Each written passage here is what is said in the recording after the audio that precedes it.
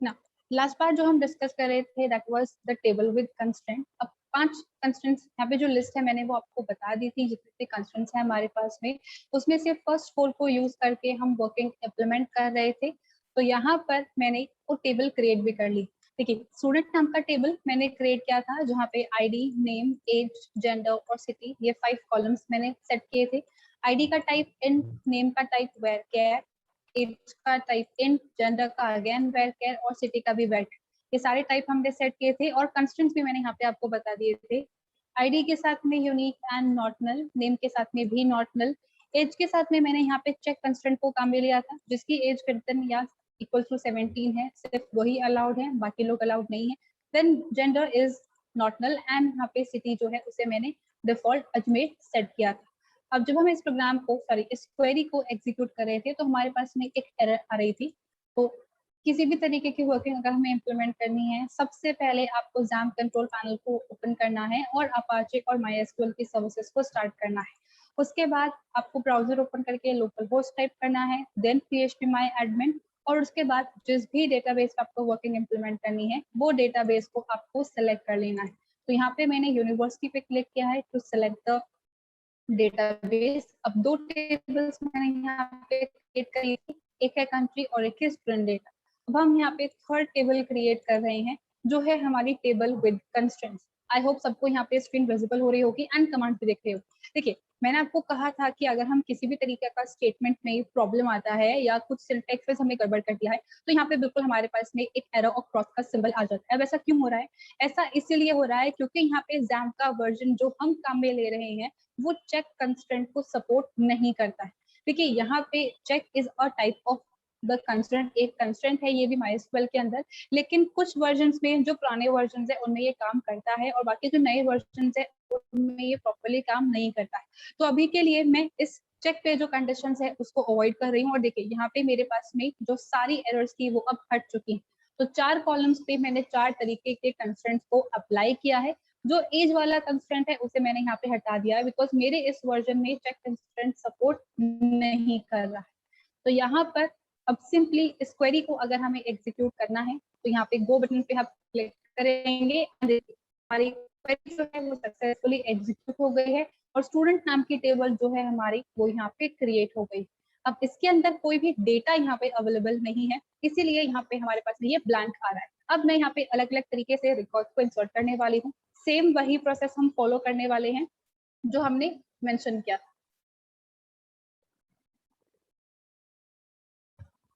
देखिए insert command की अगर मैं बात करती हूँ, यानी कि हमें किसी भी तरीके के रिकॉर्ड को अगर इंसर्ट करना हो तो हम यहाँ पे इंसर्ट इनटू कमांड को काम में लेते हैं। तो इंसर्ट इनटू एंड स्टूडेंट, उसके बाद पैरेंथेसिस के अंदर हमें यहाँ पे कॉमा सेपरेटेड कॉलम के नेम्स को मेंशन करना होता है। तो ID, name, age, gender and city, पांचों कॉलम्स के मैंने नेम मेंशन कर दिए हैं। अब जिस सीक्वेंस पे कॉलम के नेम्स है उसी सीक्वेंस पे वैल्यूज स्पेसिफाई करनी है। तो उसके बाद मैंने यहाँ पे लिखा है values keyword followed by again set of parentheses जिसके अंदर है comma separated values। तो 1 Alex, 18 M और Ajmer, ID, name, age, gender and city। तो जब इस क्वेरी को एग्जीक्यूट करेंगे तो एक रिकॉर्ड हमारा सक्सेसफुली एग्जीक्यूट हो जाएगा, सॉरी इंसर्ट हो जाएगा। अब यहाँ पे मुझे एक और रिकॉर्ड को इंसर्ट करना है तो मैंने यहाँ पे फिर से इंसर्ट कमांड लिख दी, insert into student, ID, name, age, gender and city, और मैंने दोबारा से यहाँ पे लिखा है values 1 Maria, 18 F and Ajmer. पांचों कॉलम्स के अंदर मैंने पांचों वैल्यूज स्पेसिफाई करी है, integer, varchar, integer, varchar and varchar data type का सीक्वेंस भी फॉलो किया है। तो यहाँ पे गड़बड़ क्या है? यहाँ पे गड़बड़ है जो है हमने आईडी की वैल्यू यहाँ पे स्पेसिफाई करी, आईडी के साथ में जो मैंने कंस्ट्रेंट अप्लाई करवाया है that is unique and not null. तो यहाँ पे रोल नंबर को मैंने स्किप नहीं किया है तो नॉट नल की प्रॉब्लम नहीं आई। लेकिन यहाँ पे मैंने यूनिक कंस्ट्रेंट को अप्लाई किया। यूनिक कंस्ट्रेंट ये कहता है कि किसी भी तरीके के डुप्लीकेट वैल्यू को हम एक्सेप्ट नहीं कर सकते। तो इसीलिए जब हम इस क्वेरी को एग्जीक्यूट करेंगे तो क्योंकि हमने ऑलरेडी आईडी 1 का रिकॉर्ड इंसर्ट कर दिया है तो इसके साथ में हमारे पास में आएगी एक एरर। तो कुछ इस तरीके से यहाँ पे हमारे पास में एरर निकल के आती है। एक और हम यहाँ पे एग्जाम्पल कंसिडर कर लेते हैं। Again insert into student, ID, age, gender and city, जिसकी वैल्यूज मैंने यहाँ पे लिखा है 2, 18 एफ एंड अजमेर। कॉलम मेरे पास पे 5 अवेलेबल हैं, लेकिन मैंने यहाँ पर सिर्फ 4 के ही नेम मेंशन किए हैं। मैंने नेम को यहाँ पे स्किप कर दिया है। हमने कहा था कि अगर हम चाहें तो हम किसी कॉलम को स्किप भी कर सकते हैं और उसके अकॉर्डिंग यहाँ पे इंसर्शन ऑपरेशन परफॉर्म होगा। लेकिन नेम के साथ में मैंने यहाँ पे जो कंस्ट्रेंट अप्लाई करके रखा हुआ है दैट इज नॉट नल, मतलब हम नेम को खाली नहीं छोड़ सकते, हमें कुछ ना कुछ डेटा पास करना ही पड़ेगा। अब होता भी यही है, कोई ऐसा इंसान होता है क्या कि जिसका कोई नाम ही ना, तो अगर यहाँ पे हम इस क्वेरी को एग्जीक्यूट करेंगे तो फिर से आएगा हमारे पास में एक एरर कि नेम की यहाँ पे कोई डिफॉल्ट वैल्यू आपने सेट नहीं करी है, तो हम उसको स्किप नहीं कर सकते, हमें किसी न किसी तरीके का डेटा पास करना ही पड़ेगा। तो कुछ इस तरीके के हमारे पास में यहाँ पे एरर्स निकल के आते हैं अगर यूजर अपनी मर्जी से गलत डेटा इनपुट करने का ट्राई करता है तो। और यही एडवांटेज है कंस्ट्रेंट्स को यूज करने का। डेटाबेस में डेटा इंसर्ट होने से पहले चेक होता है कि आपने जो भी वैल्यूज इनपुट करी है वो सही है या नहीं। That's how the constraint works. अब अभी तक हमने सिर्फ फर्स्ट 4 कैटेगरी डिस्कस करी हैं, 2 और हमारे पास में बाकी हैं, दैट इज प्राइमरी की एंड फॉरेन। लेकिन उससे पहले जो भी पार्ट मैंने अभी बताया उसमें किसी को कुछ भी कंफ्यूजन?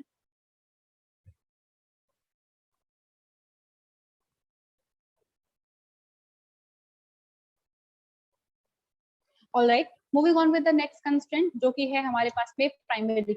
देखिए मैंने यहाँ पे जो आईडी कॉलम क्रिएट किया है, आईडी के अंदर मेरे पास में जो सिचुएशन है वो ये है कि आप यहाँ पे डुप्लीकेट वैल्यू नहीं लिख सकते, पहली चीज।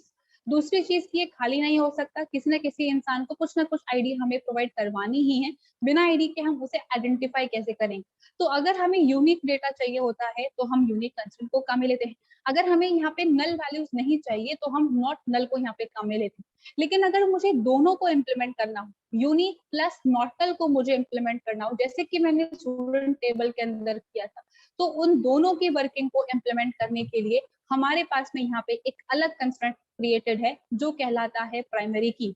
प्राइमरी की का मतलब ये है कि आपने कॉलम के अंदर जो भी डेटा इनपुट किया है वो यूनिक होगा और आप उसको स्किप नहीं कर सकते। Now the third and the most important part, अगर हम प्राइमरी की यहाँ पे क्रिएट कर रहे हैं तो हर टेबल के अंदर सिर्फ एक प्राइमरी की कंस्ट्रेंट ही काम में लिया जा सकता है। अगर मैं यूनिक को काम में ले रही हूँ तो मल्टीपल कॉलम्स पे यूनिक काम में ले सकती हूँ। अगर मैं नॉट नल को अप्लाई कर रही हूँ तो मल्टीपल कॉलम्स पे नॉट नल अप्लाई हो सकता है। यूनिक नॉट नल मैंने 2 कंस्ट्रेंट्स लिखे हैं तो वो दोनों भी मल्टीपल कॉलम्स पे अप्लाई हो सकते हैं। लेकिन किसी एक पर्टिकुलर इंसान को यूनिकली आइडेंटिफाई करने के लिए जो इंफॉर्मेशन होती है वो कहलाती है हमारी प्राइमरी की। अब सेम नेम के मल्टीपल लोग हो सकते हैं, आपने नॉटनल लिख दिया कोई बात नहीं, यहाँ पे आपने एज लिखी है, यूनिक प्लस नॉटनल, सबकी एज अलग अलग होनी चाहिए, खाली नहीं हो सकता। तो यहाँ पर मल्टीपल टाइम्स यूनिक नॉटनल आप काम में ले रहे हो, लेकिन अगर किसी इंसान को आइडेंटिफाई करना है तो उसके लिए हम आईडी को ही काम में लेते हैं। तो किसी भी पर्टिकुलर आइडेंटिटी एंटिटी को आइडेंटिफाई करने के लिए जो हमारे पास में कॉलम अवेलेबल होता है, जो इन्फॉर्मेशन अवेलेबल होती है वो कहलाती है प्राइमरी। तो किसी एक टेबल पर हम सिर्फ एक प्राइमरी की ही अप्लाई कर सकते हैं। अब उसे करने का तरीका क्या है, देखिए मैंने यहाँ पे सेम वही टेबल कंसिडर करी है और सेम मैंने वही कॉलम कंसिडर की है। डिफरेंस सिर्फ इतना सा है कि अब हमारे पास में यूनिक और नॉट नल की जगह प्राइमरी की एज अ कंस्टेंट आ रहा है। तो यहाँ पर मैंने सबसे पहले क्रिएट टेबल स्टूडेंट यहाँ पे मेंशन किया है। अब जैसे कि मैंने कहा सेम नेम की मल्टीपल टेबल्स हमारे पास में क्रिएट नहीं हो सकती है, तो जब हम इस क्वेरी को एग्जीक्यूट करेंगे तो टेबल का नाम हमें यहाँ पे कुछ और सेट करना पड़ेगा, वरना आएंगे हमारे पास में एरर। सेम डेटाबेस में मल्टीपल सेम नेम की टेबल्स नहीं हो सकती। हाँ, लेकिन अगर मैं यूनिवर्सिटी के अलावा किसी दूसरे डेटाबेस में इस नेम की टेबल क्रिएट करूँ तो वो क्रिएट हो जाएगा। तो क्रिएट टेबल स्टूडेंट पैरेंथेसिस के अंदर हमें सारी इंफॉर्मेशन मेंशन करनी होती है। इंट आईडी मैंने यहाँ पे मेंशन किया है प्राइमरी की, मतलब इस आईडी कॉलम के अंदर हम जो भी डेटा इनपुट करने वाले हैं that is the unique value, जिससे किसी एक पर्टिकुलर रिकॉर्ड को आइडेंटिफाई किया जाएगा। तो यहाँ पे वैल्यूज यूनिक भी होंगी और यहाँ पे स्किप भी नहीं कर सकते, यानी कि नल नहीं आ सकता। सेकेंड है name, name varchar 20 and not null, यानी कि हम नेम को स्किप नहीं कर सकते। एज हमारे पास में इंट है, अब इसके साथ में किसी भी तरीके का कोई रेस्ट्रिक्शन मैंने मेंशन नहीं किया है। नेक्स्ट है gender varchar 1 and not null, एक कैरेक्टर मुझे स्टोर करवाना है for male females and others, अब इसे भी मेंशन करना कंपल्सरी, हम इसे स्किप नहीं कर सकते, तो not null. And last is city varchar 20 default is Ajmer. तो अगर यूजर सिटी की वैल्यू इनपुट करता है तो ठीक है, अगर नहीं है तो वहां पे बाय डिफॉल्ट अजमेर जाके स्टोर हो जाएगा। So that's how we can use the primary key. अब एक बार हम इसे एग्जीक्यूट करके देख लेते हैं कौन से डेटाबेस में हमें काम करना है। मैंने यूनिवर्सिटी ही सिलेक्ट कर लिया और मैंने यहाँ पे एसक्यूएल के अंदर इस क्वेरी को पेस्ट भी कर दिया। अब सिंपली मुझे क्या करना है, गो बटन पे क्लिक करना है। अब देखिए गो बटन के क्लिक करने पे मेरे पास में किसी भी तरीके की ग्रीन लाइन नहीं आई। क्यों नहीं आई है? क्योंकि मेरे पास में आया है एक एरर। तो बिल्कुल बॉटम के अंदर मेरे पास में ये एक रेड कलर सा बॉक्स आ जाता है जो डिस्प्ले करता है एरर। अब एरर क्या है? Table student already exist. Same name की मल्टीपल टेबल्स हम यहाँ पर एक डेटाबेस के अंदर क्रिएट नहीं कर सकते। तो मैं क्या कर रही हूँ, मैं यहाँ पे कंपनी डेटाबेस को सेलेक्ट कर रही हूँ और यहाँ पर मैंने एसक्यूएल पे क्लिक किया है। तो अब जितनी भी वर्किंग होगी वो इम्प्लीमेंट होगी इस कंपनी डेटाबेस पे। अब मैंने यहाँ पे सिंपल इस क्वेरी को पेस्ट कर दिया है एंड गो। अब देखिए यहाँ पे मेरे पास में जो टेबल है वो क्रिएट हो गई है क्योंकि मैंने दूसरे डेटाबेस के अंदर यहाँ पे टेबल को क्रिएट किया है। अब यहाँ पे स्टूडेंट के अंदर क्योंकि हमारे पास में कुछ भी डेटा नहीं है तो ये एम्प्टी आ रही है। एक एक करके अगर हम यहाँ पे रिकॉर्ड्स को इंसर्ट करवाने का ट्राई करें तो जो अभी मैंने आपको क्वेरीज एक्सप्लेन करी है उसी तरीके की वर्किंग होगी। एक एक करके हम इसे एग्जीक्यूट करके देख लेते हैं। सबसे पहले जो मैं यहाँ पे क्वेरी फायर कर रही हूँ वो है ID1 की। Insert into student ID, name, age, gender and city. Value 1, Alex, 18, M and Ajmer. Her column के रिस्पेक्ट में मैंने एक एक स्पेसिफिक वैल्यू पास कर दी है और यहाँ पे मैंने गो बटन पे क्लिक कर दिया। तो सक्सेसफुली सारा डेटा मेरा इंसर्ट हो गया है। अब मैं यहाँ पे सेकंड क्वेरी की बात कर रही हूँ जो मैंने आपको अभी एक्सप्लेन करी थी, जहाँ पे मैं डुप्लीकेट रिकॉर्ड को इंसर्ट करवाने का ट्राई कर रही हूँ। फिर से एसक्यूएल पे जाएंगे और यहाँ पे क्वेरी पेस्ट कर देंगे। अब यहाँ पर अगर मैं इस पॉइंट पर गो बटन पे क्लिक करती हूँ तो देखिए फिर से मेरे पास में यहाँ पे एरर आ गई। क्यों? Duplicate entry for one for की प्राइमरी। तो जो भी कॉलम प्राइमरी की सेट है ना ही वो डुप्लीकेट वैल्यूज को एक्सेप्ट करेगा और ना ही आप उसको स्किप कर सकते हैं। तो जब यूजर डेटाबेस में डेटा इंसर्ट करने का ट्राई कर रहा है उस टाइम पर हमेशा सही डेटा जाके इंसर्ट हो, उसके लिए हम अलग अलग तरीके के कंस्ट्रेंट्स को काम में ले सकते हैं। So this was the very first example. अब मुझे तो डेटा इंसर्ट करवाना है, आईडी की प्रॉब्लम आ रही थी तो कोई बात नहीं, मैंने क्या करा यहाँ पे एक नई क्वेरी मेंशन कर दी। मुझे यहाँ पे बोला गया था कि आईडी आपने डुप्लीकेट एंटर कर दिए, तो मैंने यहाँ पे आईडी को चेंज कर दिया और मैंने 2 लिख दिया। मैंने यहाँ पे नेम को स्किप कर दिया है तो एज, जेंडर और सिटी ये सारी चीजें मेरे पास में आ रही। अब मैं यहाँ पे अगर गो बटन पे क्लिक करती हूँ तो देखिए यहाँ पे रो इंसर्ट हो गई।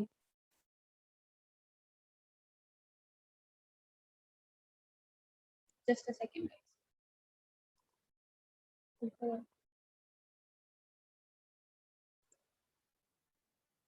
ना we were talking about the second query जहाँ पे मैंने नेम को स्किप कर रही हूँ। अब देखिए हमारे पास में जो कंस्ट्रेंट आया है वो कंस्ट्रेंट ये है कि हम यहाँ पे नल इंसर्ट नहीं करवा सकते, राइट। तो मैंने यहाँ पे जब कॉलम को स्किप किया है तो यहाँ पे नल जो है वो ऑटोमेटिकली जाके स्टोर नहीं हो रहा। अब क्योंकि यहाँ पे मैंने नेम का टाइप जो है वो varchar लिखा है, varchar इंडिकेट्स स्ट्रिंग का टाइप, तो यहाँ पे होगा क्या, डबल कोट्स यानी कि एम्प्टी स्ट्रिंग वहां पे जाके मेरे पास में स्टोर हो रही है।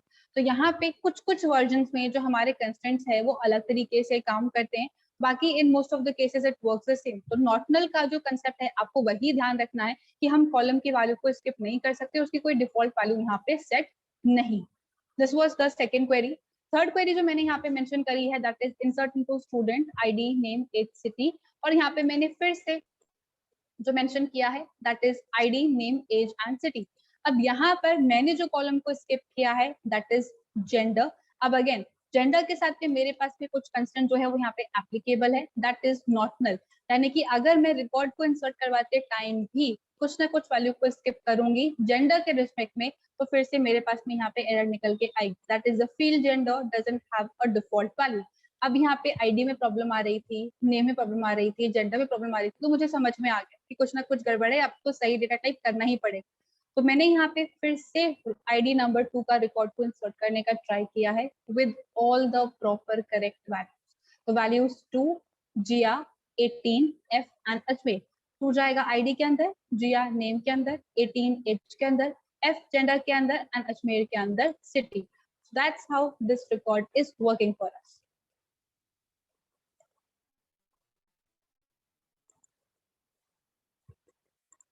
परफेक्टली हमारी रो जो है वो इंसर्ट हो गई।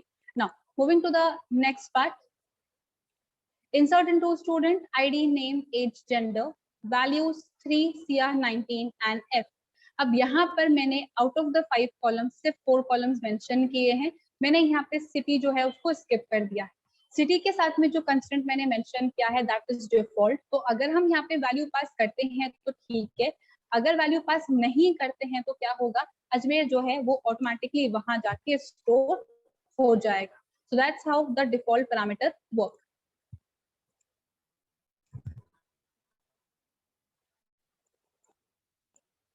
ठीक है, फिर से जो हमारी रो है वो इंसर्ट हो गई। तो करंटली मेरी टेबल के अंदर 3 रिकॉर्ड्स हैं, ID 1 2 3, name, age, gender and city.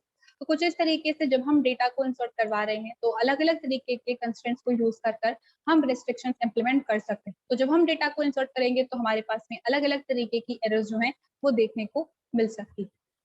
तो this was all about the primary की। किसी को भी इस वाले पार्ट में कोई problem?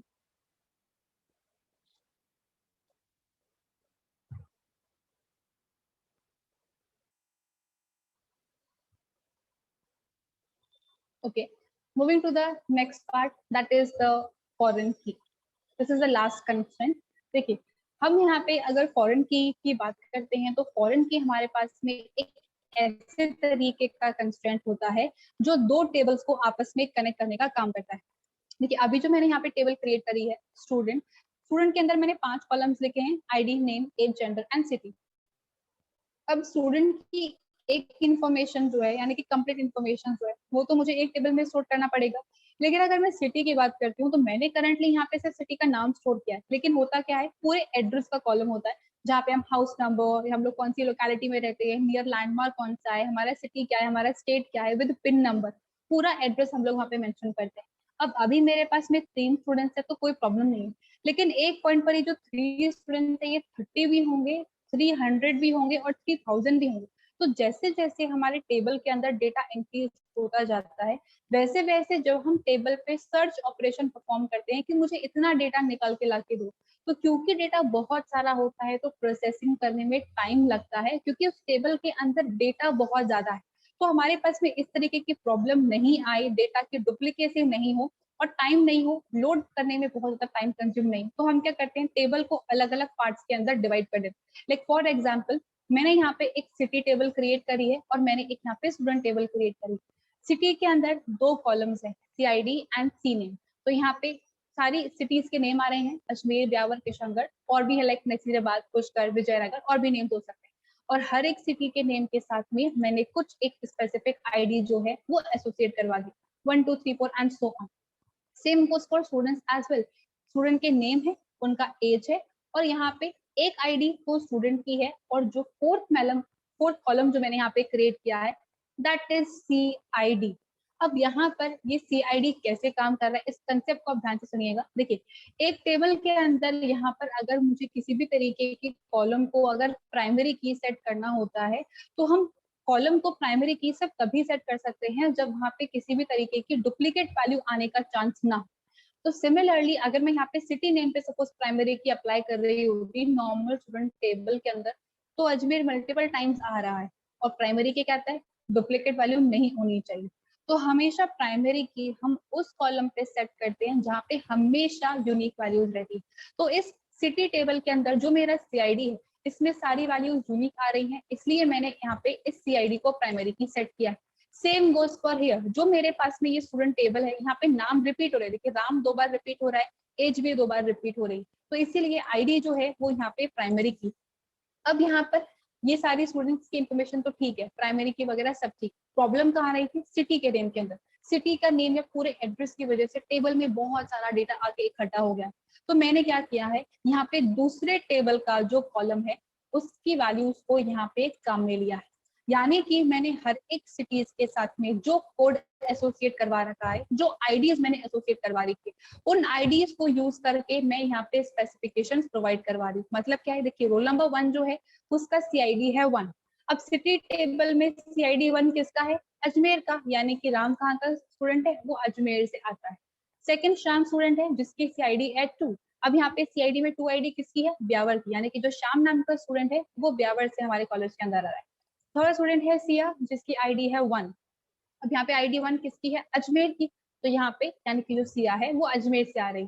Same goes for the last student, इसका नाम भी राम है और अब ये जो स्टूडेंट है वो CID 3 यानी कि किशनगढ़ से आ रहा है।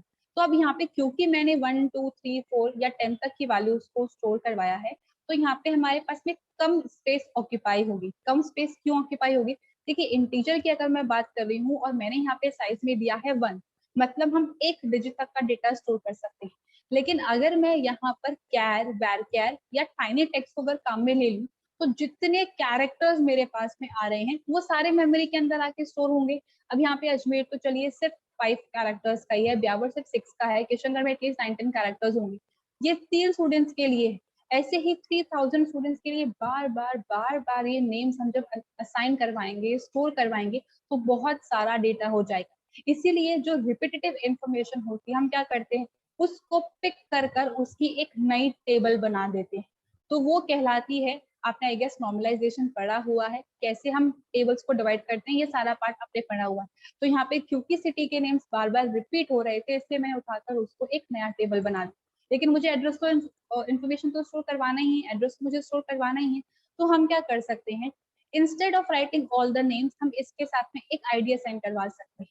अब हमें क्या करना है, जब भी हम यहाँ पे स्टूडेंट्स को एडमिशन देंगे, तो हमें क्या करना है, हमें सिर्फ अपने अजमेर और आसपास के स्टूडेंट्स को एडमिशन दे। ऐसा तो नहीं है कोई जम्मू कश्मीर का स्टूडेंट आ जाएगा और वो हमारे कॉलेज में एडमिशन ले रहा है, ऐसा नहीं होता है ना। यूजुअली हमारे कॉलेज जिस सिटी में है या आसपास के जो लोग हैं, सिर्फ वही आते हैं।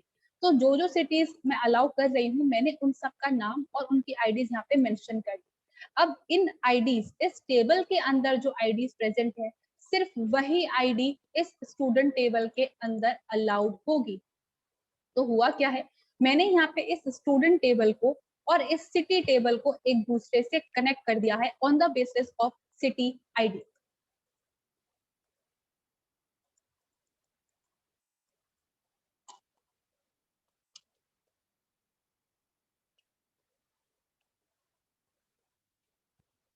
Yes, as I was saying कि मैंने इन दोनों टेबल को आपस में कनेक्ट कर दिया है with the help of CID। अब यहाँ पे काम कैसे होगा, देखिए अगर एक टेबल का प्राइमरी की अगर किसी हम दूसरे टेबल में नॉर्मली काम में लेते हैं, तो हमें क्या करना है, यहाँ पे रेफरेंस पास करना पड़ेगा। आई एम श्योर आपने फंक्शंस के अंदर वर्किंग इंप्लीमेंट करी है, pass by value pass by reference.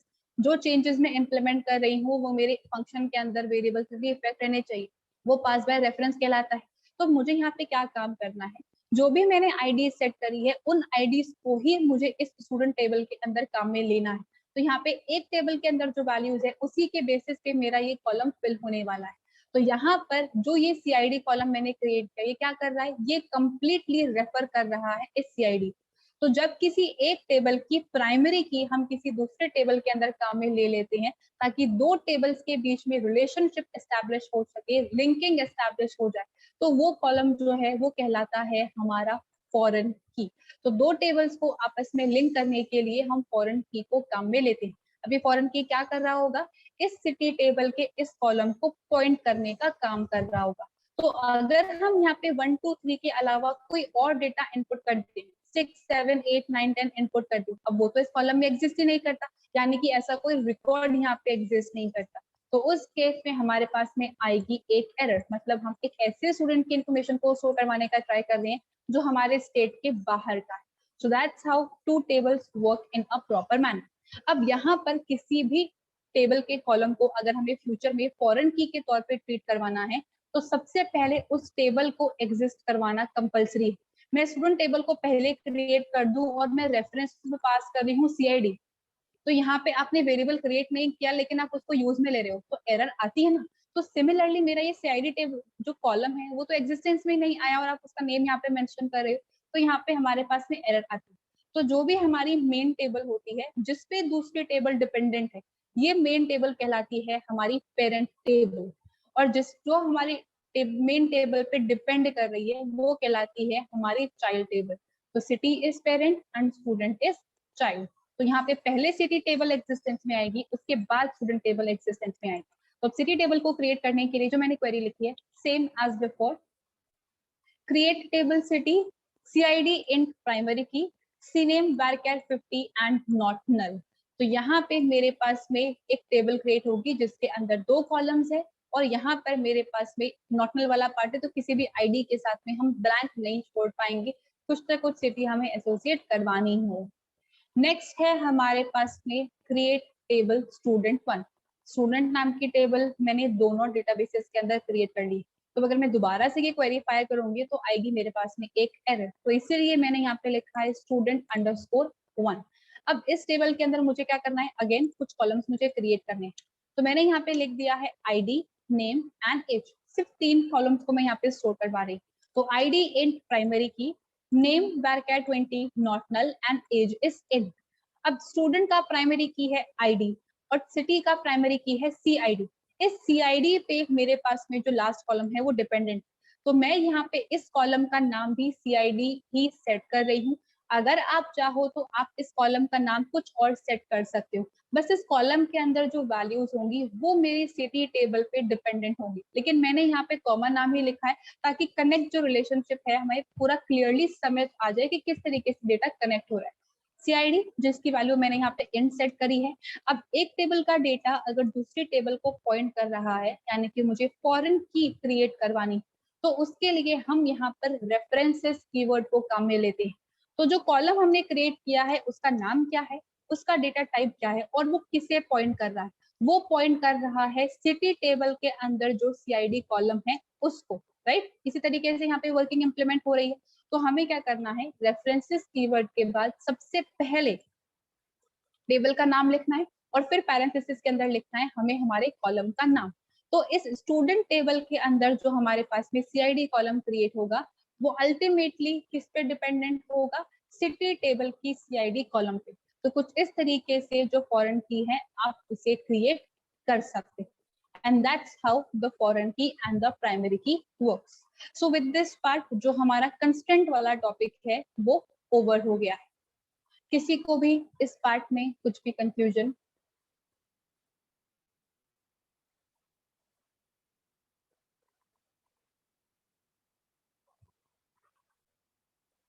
All right, moving on with the next part, that is displaying the list of tables. देखिए मैंने यहाँ पे आपको एक क्वेरी एग्जीक्यूट करके बताई थी, display the list of all the databases। तो हम यहाँ पे जो क्वेरी काम में लेते थे that was show और हम लिख देते थे databases। अब यहाँ पर किसी एक पर्टिकुलर डेटाबेस के अंदर मेरे पास में कितनी टेबल्स क्रिएटेड है, मुझे उन सबकी लिस्ट को अगर प्रिंट करवाना है तो वहां पर भी हम शो कमांड को ही काम में लेते हैं। तो मैंने यहाँ पे यूनिवर्सिटी डेटाबेस को सिलेक्ट कर लिया है और अब मुझे सारी लिस्ट को डिस्प्ले करवाना है, राइट। अभी वैसे हमारे पास में सारी लिस्ट आ रही है बट मुझे यहाँ पे कमांड को यूज करके काम करवाना है, तो सिंपली हम यहाँ पे लिखेंगे शो और उसके बाद हम लोग यहाँ पे मेंशन कर देते हैं टेबल्स। तो यहाँ पे यूनिवर्सिटी डेटाबेस के अंदर जितनी भी टेबल्स क्रिएटेड होगी उन सब की लिस्ट हमारे पास में आ जाएगी। तो गो बटन के क्लिक पे देखिए 3 टेबल्स मेरे पास में यहाँ पे क्रिएटेड है, country, student and student data. तो वो तीनों टेबल्स की लिस्ट मेरे पास में आ गई। तो कुछ इस तरीके से अगर आप चाहो तो टेबल्स की लिस्ट को भी डिस्प्ले करवा सकते हैं। इतना पार्ट सबको क्लियर?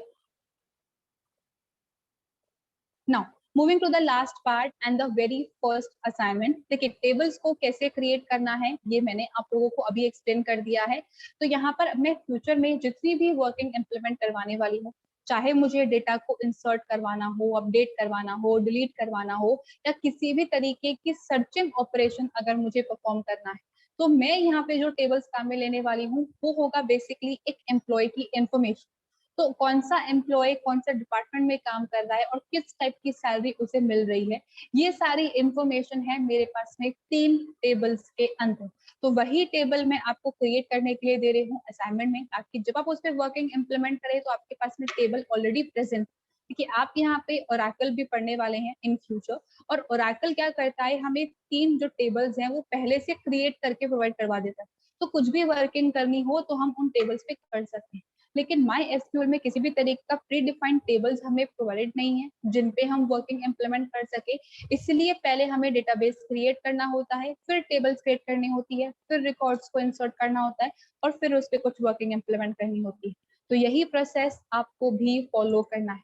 यहाँ पे सबसे पहले आपको 3 टेबल्स क्रिएट करनी है, DEP3, EMP and cell grade. अब यहाँ पे DEPT जो टेबल है वो बेसिकली एक डिपार्टमेंट टेबल है कौन से डिपार्टमेंट कौन सी लोकेशन पर प्रेजेंट है और क्या उसका आईडी है, ये इन्फॉर्मेशन इस टेबल के अंदर।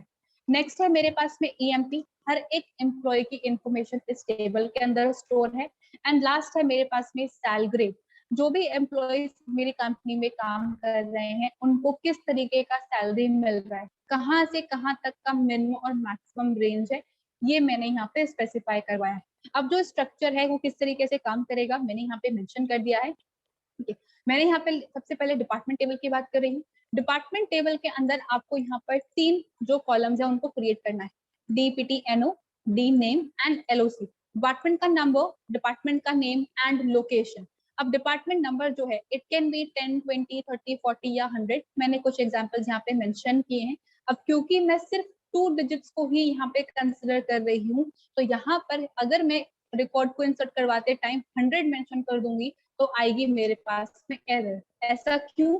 क्योंकि जब मैंने डेटा टाइप सेट किया है तो मैंने यहाँ पर साइज सिर्फ 2 ही स्पेसिफाई किया है, तो ये आपको ध्यान रखना है। तो कुछ इस तरीके की वैल्यूज आप डिपार्टमेंट नंबर के अंदर इंसर्ट कर सकते हैं। और कंस्ट्रेंट क्या है? कंस्ट्रेंट है यहाँ पे प्राइमरी की, यानी कि unique and not null. Next है डिपार्टमेंट नेम, varchar 20 मैंने यहाँ पे सेट किया है, मैक्सिमम 20 कैरेक्टर्स हम यहाँ पे स्टोर करवा सकते हैं। कंस्ट्रेंट है नॉट नल एंड यूनिक। अब यहाँ पे department name, research, accounting, sales, operations, कुछ इस तरीके के आप यहाँ पर डिपार्टमेंट के नेम सेट कर सकते हो। लास्ट जो कॉलम है दैट इज LOC, यानी कि कौन सी लोकेशन पर मेरा डिपार्टमेंट प्रेजेंट है। रिसर्च जो है मेरे पास में डिपार्टमेंट वो लंदन में प्रेजेंट है, अकाउंटिंग डिपार्टमेंट इंडिया के अंदर है, सेल्स डिपार्टमेंट मॉस्को में है, ऑपरेशंस डिपार्टमेंट जापान के अंदर है। तो कौन सी कंट्री में बेसिकली आपका डिपार्टमेंट प्रेजेंट है वो आपको यहाँ पे मेंशन करना है। एंड varchar 20 मैंने यहाँ पे साइज स्पेसिफाई कर दिया। This is the very first step. Second table है मेरे पास में एम्प्लॉय की। अब यहाँ पे मेरे पास में टोटल 8 फील्ड्स हैं, employee number, employee name, job, MGR, hire date, salary, commission and DPTNO। अब एम्प्लॉय नंबर यानी कि उसका आईडी, तो मैंने यहाँ पे 4 मेंशन किया है, तो 1024 1978 ये मेरे पास में एम्प्लॉय की आईडीज हो सकती हैं, जिसे मैंने प्राइमरी की सेट किया है। E name is varchar 20, job is varchar 25, और दोनों मैंने यहाँ पे नॉट नल सेट किए हैं।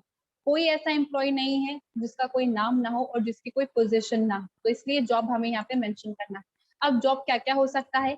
मैनेजर, क्लर्क, सेल्समैन, एनालिस्ट, ये 4 जॉब आप कंसिडर कर सकते हैं। नेक्स्ट है मेरे पास में मैनेजर, दैट इज MGR, और इसका भी मैंने यहाँ पे साइज जो लिखा है दैट इज int 4। ठीक है, चाहे मेरे पास में क्लर्क हो, मैनेजर हो, सेल्समैन हो या एनालिस्ट हो, है तो सब मेरे पास में एम्प्लॉयज ही, राइट। तो अगर मैं यहाँ पे क्लर्क लिख रही हूँ तो क्लर्क किसी के अंडर तो काम कर रहा होगा। जो सेल्समैन मैं कंसिडर कर रही हूँ उसका भी तो कोई मैनेजर होगा। तो यहाँ पे MGR क्या इंडिकेट कर रहा है? MGR इंडिकेट कर रहा है उस मैनेजर का आईडी जिसके अंडर ये पर्टिकुलर एम्प्लॉय काम कर रहा है। तो यहाँ पे 4 डिजिट का कोई भी कोड आप मेंशन कर सकते हो।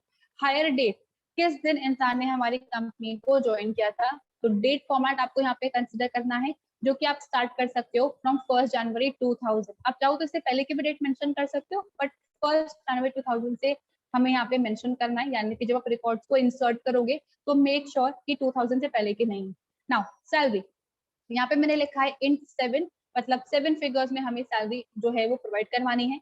बाय डिफॉल्ट मैंने यहाँ पे 1000 प्रोवाइड करवाया है। तो कोई भी अगर एम्प्लॉय आता है एज अ ट्रेनी आता है या as a like lower division clerk आता है तो उसे एटलीस्ट 1000 रुपए तो मिल ही रहे। नेक्स्ट है मेरे पास में कमीशन, कभी कभी ऐसा होता है कुछ एक्स्ट्रा कट लोगों को मिलता है, तो यहाँ पे int 3 मैंने साइज दिया है। And last is department number. अब डिपार्टमेंट नंबर तो अभी हमने डिपार्टमेंट टेबल में क्रिएट किया, तो यहाँ पे भी मेरे पास में डिपार्टमेंट एम्प्लॉयज की इन्फॉर्मेशन तो मैं स्टोर करवा ले हूँ, लेकिन अगर मुझे पता लगाना हो कि ये पर्टिकुलर एम्प्लॉय कौन से डिपार्टमेंट में काम करता है तो मुझे क्या करना पड़ेगा? इस टेबल को डिपार्टमेंट टेबल से लिंक करना पड़ेगा। और अगर 2 टेबल्स को हमें आपस में लिंक करना है तो हम काम में लेते हैं फॉरेन की। तो डिपार्टमेंट नंबर जिसका साइज int 2 है और ये है मेरी फॉरेन की। अब फॉरेन की को कैसे क्रिएट करना है ये अभी हमने एग्जाम्पल में डिस्कस किया। तो इस डिपार्टमेंट नंबर कॉलम के अंदर सिर्फ वही वैल्यूज आ सकती हैं जो आपने DPT कॉलम के टेबल के अंदर इंसर्ट करी होगी। तो यहाँ पे ये है हमारा foreign. Now the last table, sale grade. इस सेल ग्रेड टेबल के अंदर हमें सिर्फ इतना ध्यान रखना है और वो ये है कि कौन सी ग्रेड पे एम्प्लॉय काम कर रहा है, ग्रेड 1, ग्रेड 2, ग्रेड 3, ग्रेड 4, उनकी मिनिमम सैलरी क्या है और उनकी मैक्सिमम सैलरी क्या है। ऐसा होता है ना कि जो नए एम्प्लॉयज आते हैं उनको 2,000 या 5,000 रुपए मिलते हैं, लेकिन जिनको थोड़ा टाइम हो जाता है they are earning around 15,000 rupees. तो मिनिमम सैलरी क्या है और मैक्सिमम आपको कितनी मिल सकती है एक स्पेसिफिक पोजिशन पर, ये है इस टेबल की वर्किंग। तो ग्रेड इंडिकेट्स 1 2 3 4, लो सेल 1000, 2000, 500, 3000, 4000, हाई सेल 10,000, 15,000, इस तरीके की वैल्यूज आपको यहाँ पे इनपुट करनी है। तो ये 3 टेबल्स आपको क्रिएट करनी है और इनके अंदर रिकॉर्ड्स स्टोर करवाने हैं। रिकॉर्ड्स को स्टोर किया जाता है यूजिंग इंसर्ट इनटू कमांड। तो एटलीस्ट हर एक टेबल के अंदर आप 4 रिकॉर्ड्स को इंसर्ट कर ही लेना। मेक श्योर कि यहाँ पे जो डिपार्टमेंट है उसमें 4 रिकॉर्ड्स हो, सेल ग्रेड के अंदर 4 रिकॉर्ड्स हो, ग्रेड 1 2 3 4, और एम्प्लॉय के अंदर एटलीस्ट आप 8 to 9 एम्प्लॉयज की इन्फॉर्मेशन को स्टोर करके रख लेना, क्योंकि जब हम यहाँ पे सर्चिंग ऑपरेशन परफॉर्म करेंगे तो इस तरीके से काम हो जाएगा। अब मैं भी फ्यूचर पे जितनी भी वर्किंग इम्प्लीमेंट करने वाली हूँ वो मैं इन्हीं टेबल्स पे वर्किंग आपको इम्प्लीमेंट करूंगी, ताकि आप टेबल से फेमिलियर हो जाएं और आप अपने असाइनमेंट को भी रिलेट कर पाए। तो अब असाइनमेंट में किसी को कुछ भी कंफ्यूजन, आज के लिए हम इतना ही रखते हैं। एक बार टेबल्स को क्रिएट करके देखना, किसी को कुछ भी प्रॉब्लम आता है then you can ask in the next session. जो जो चीजें मैंने बताई हैं उसमें किसी को कुछ कंफ्यूजन?